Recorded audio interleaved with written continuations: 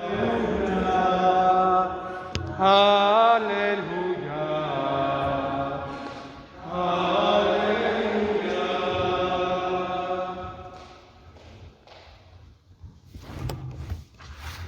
El Señor esté con ustedes. Evangelio de nuestro Señor Jesucristo según San Marcos.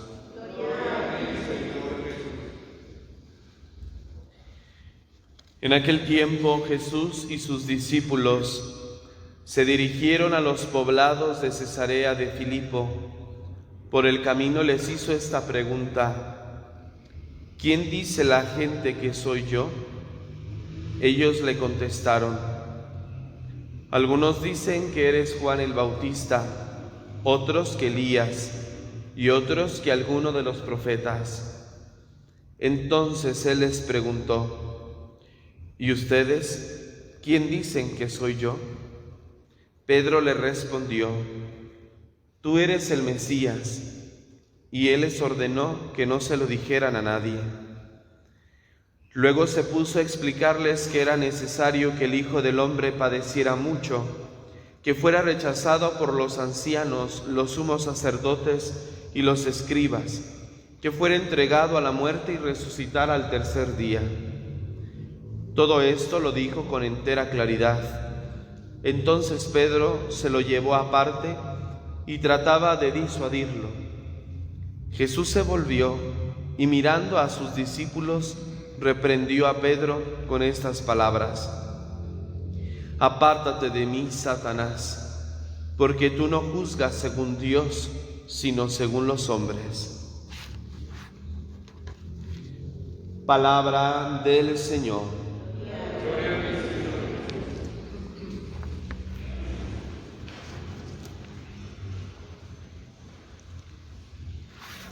Nos dice el Evangelio de San Mateo que cuando Jesús llamó a los 12, los llamó en primer lugar para que estuvieran con Él y luego enviarlos a predicar.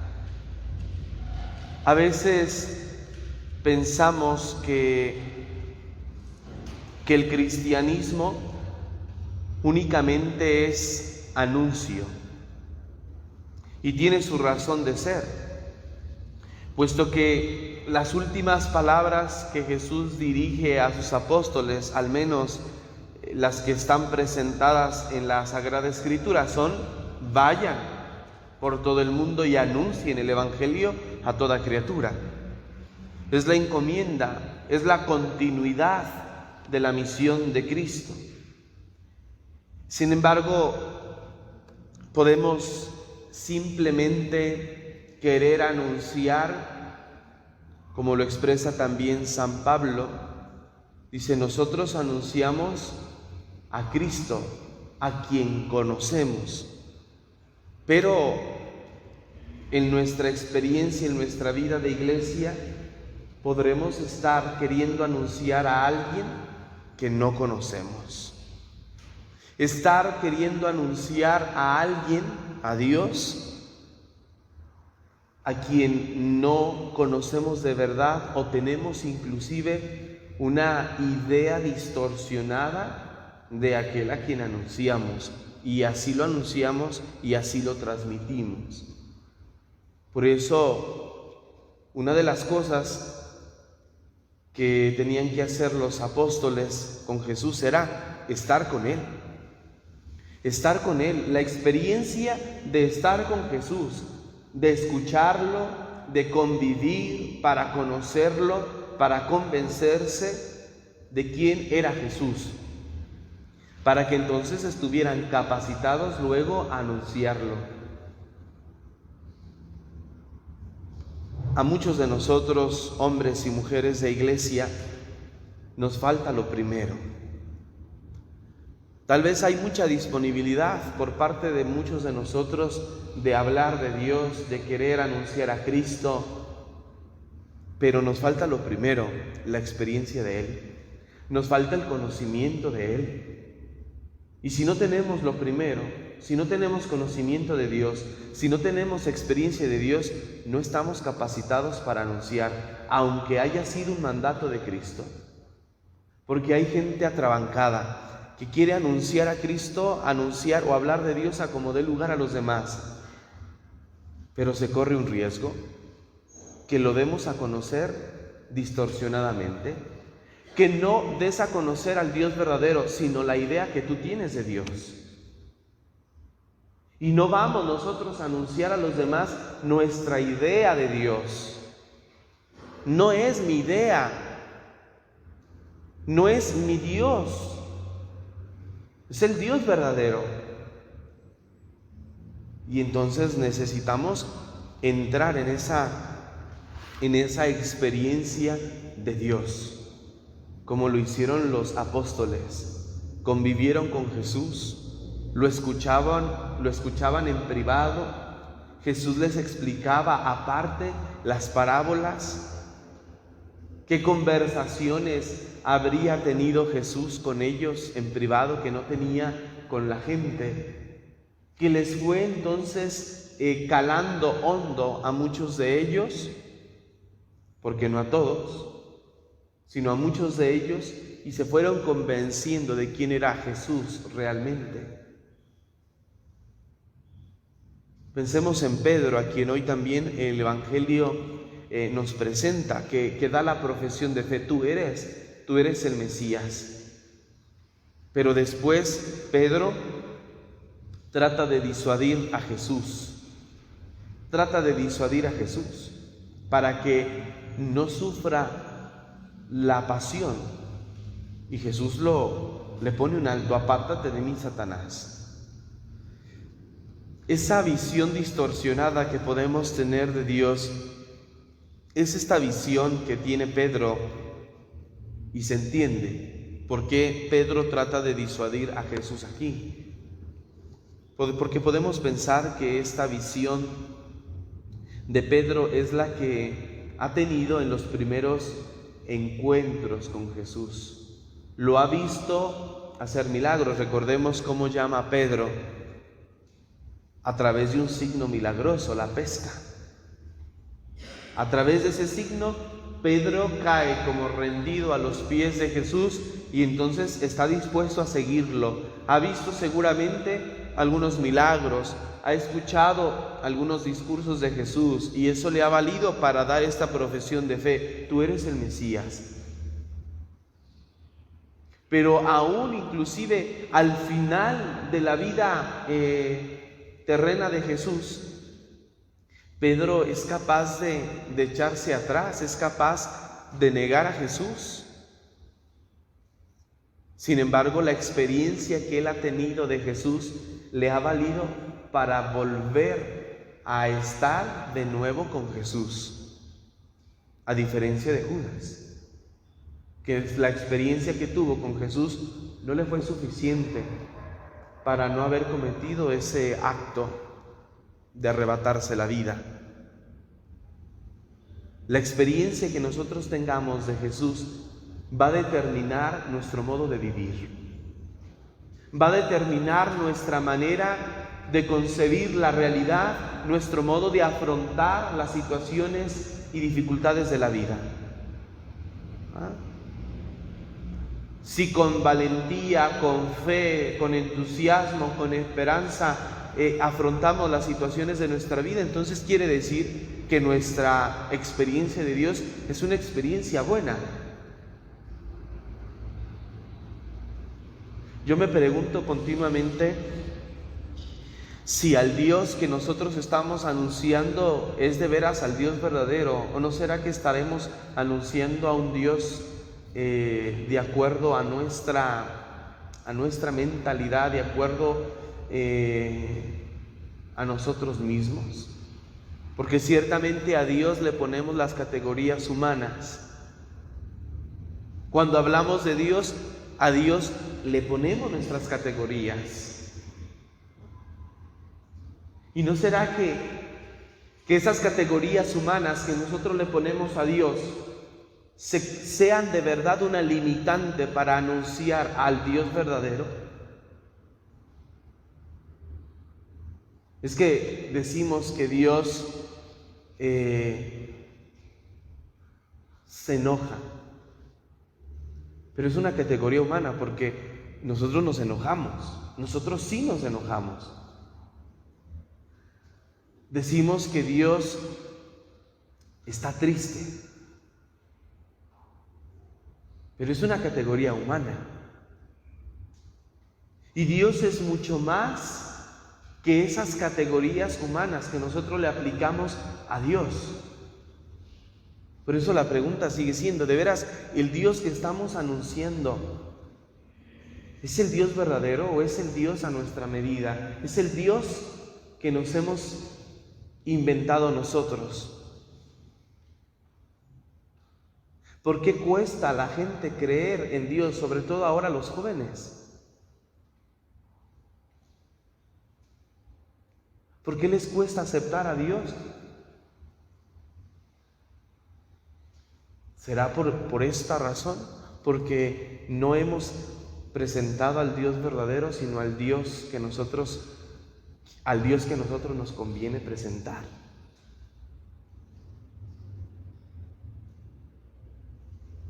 A veces el recurso, ¿no?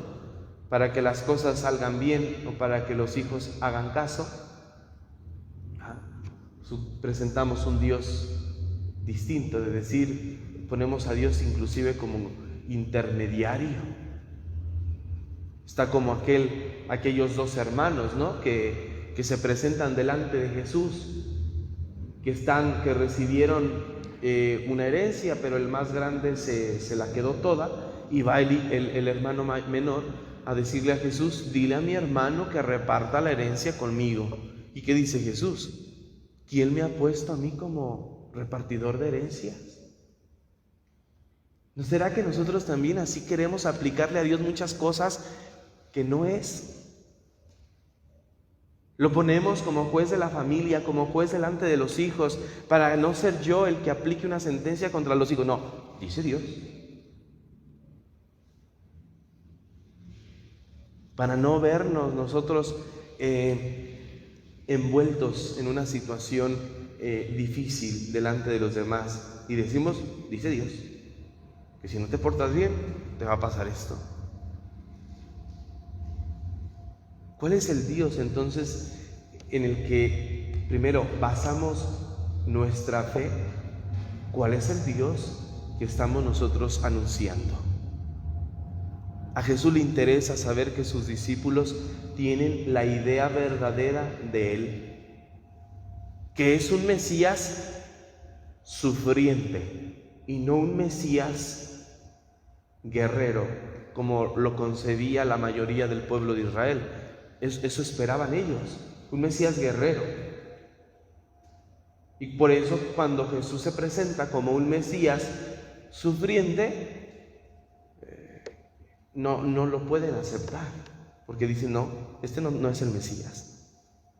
Porque el Mesías debe venir guerrero, a vencer, a luchar, a hacer la guerra al Imperio Romano para rescatarnos a nosotros, el pueblo elegido, y llevarnos a otra tierra. Entonces viene Jesús, que dice que va a padecer, que va a ser rechazado, que va a ser entregado en manos de los sumos sacerdotes, que va a morir y que va a resucitar. Pues eso choca con la idea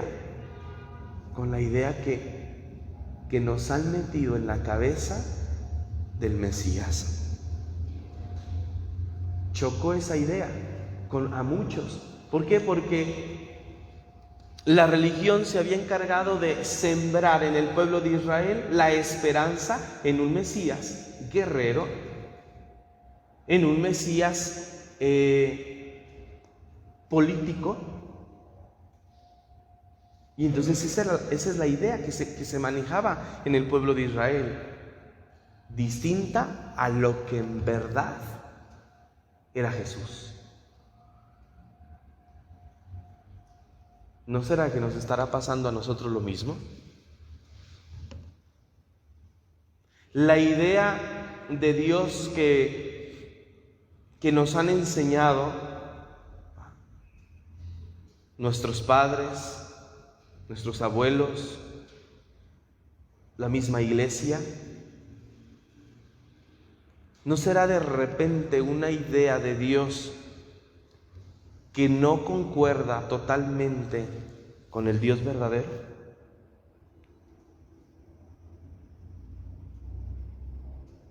Pensemos.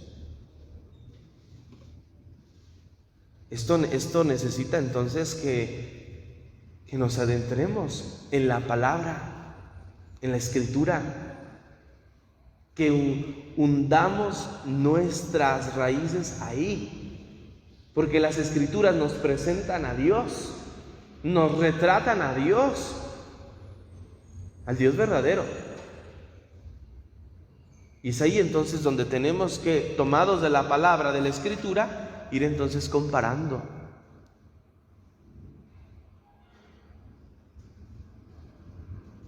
En estos días recibí a un joven que precisamente sufría por esta parte. Decía: Padre, yo creo en Dios, pero me cuesta trabajo aceptar a Dios como me lo presentan los demás. Yo creo en Dios, sé que Dios existe y sé que Dios me ama, pero me cuesta trabajo entender la idea de Dios que tiene, inclusive lo dijo así, que tienen ustedes.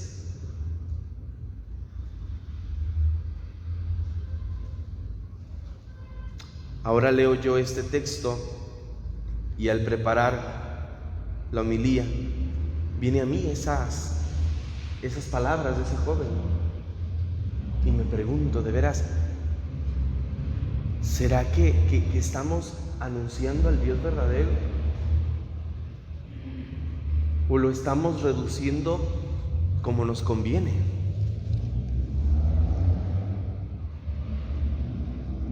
Digo, porque por mucho tiempo la iglesia actuó de esa manera, presentando a un Dios que te va a castigar si no haces lo que la iglesia te dice.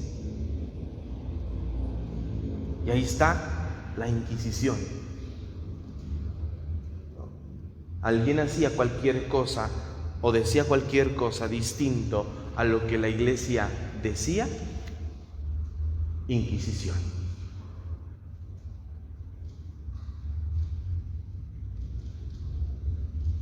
Esto debe de cuestionarnos, ¿va? Para que realmente busquemos al Dios verdadero. ¿Quién es Dios de veras? Entonces tenemos que recurrir a la Escritura, porque ahí se nos presenta al Dios verdadero. Veamos la idea en los evangelios continuamente. Los escribas, los fariseos, tienen la conciencia de un Dios que les ha pedido reglas, un Dios legalista. Y viene Jesús y dice que las cosas tienen que ser distinto. No es simplemente cumplir un ritual, cumplir una norma y ya agradaste a Dios. Viene Jesús y dice: no es solamente eso, sino el amor manifestado a los demás. Ama a tu enemigo, haz oración por él, hazle el bien a quien te ha hecho el mal. Esos ayes famosos que encontramos en la Sagrada Escritura, o aquellas antítesis. ¿Han escuchado ustedes que se dijo desde antiguo: odia a tu enemigo? Pues yo les digo ahora: amen a sus enemigos, hagan oración por ellos. Es la confrontación entre los escribas, los fariseos y Jesús. Es precisamente este encuentro, este conflicto entre dos ideas distintas de Dios. El Dios que conciben los escribas y los fariseos y el Dios verdadero, que es Jesús y que está manifestando Jesús. Hagamos un análisis cada uno de nosotros en nuestra vida. ¿Quién es Dios? No para mí. ¿Quién es Dios? Y no lo respondamos desde lo que alguien nos dijo que era. La mejor respuesta está desde la experiencia. Una experiencia sensible engendra en nosotros una idea. ¿Sí? Algo que yo escuché, una canción que yo escuché, me hace irme, imaginándome un lugar, imaginándome una persona. El haber visto una película, el haber visto algo, luego engendra en mí una idea. La experiencia, por lo tanto, engendra en nosotros una idea. Entonces, la experiencia que nosotros tengamos de Dios será la idea que nosotros tengamos de Él. Y en esto cabe aquel refrán o aquel dicho que ya no me acuerdo cómo va, ya se me olvidó. Cada quien habla cómo le va en la feria. Ahí va. ¿Sí?